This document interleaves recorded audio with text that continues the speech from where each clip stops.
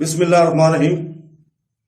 السلام علیکم بہنوں، بھائیوں، دوستوں اور بزرگوں۔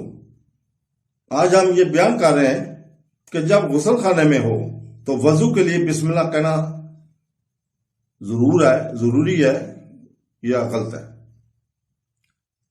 تفصیل سوال کی یہ ہے کہ کیا مسلمانے کے لیے غسل خانے میں قضائے حاجت کے بعد غسل خانے کے اندر بسم اللہ کہنے کے بعد وضو کرنا جائز ہے یا باہر نکل کر بسم اللہ کہے پھر اندر جا کر وضو کرے، کیونکہ وضو نہیں ہے جو اللہ کا نام نہیں لیتا۔ غسل خانے میں غسل کرتے وقت کیا اللہ کا نام لینا جائز ہے؟ تو جواب یہ ہے کہ شیخ ابن اسماء رحمۃ اللہ سے اس بارے میں پوچھا گیا تو انہوں نے کہا جب کوئی شخص غسل خانے میں ہو تو اسے چاہیے کہ اپنے دل میں اللہ کا نام لے اور بلند آواز سے نہ کہے۔ لہذا اگر آپ اس حالت میں ہیں تو یہ کریں۔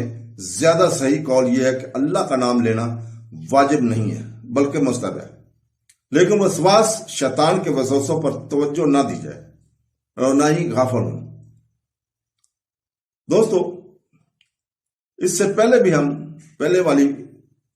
کل بھی ہم عرض کر چکے ہیں کہ اللہ کا نام لینا، قرآن کے الفاظ بولنا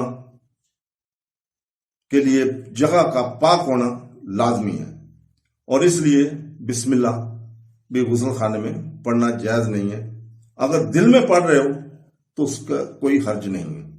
تو دوستو، اللہ تعالی ہمیں قرآن پاک پڑھنے، اس کی تفسیر پڑھنے اور اس کو سمجھنے اور اس کے اوپر عمل کرنے کی توفیق عطا فرمائے۔ آمین ثم آمین۔ اللہ حافظ۔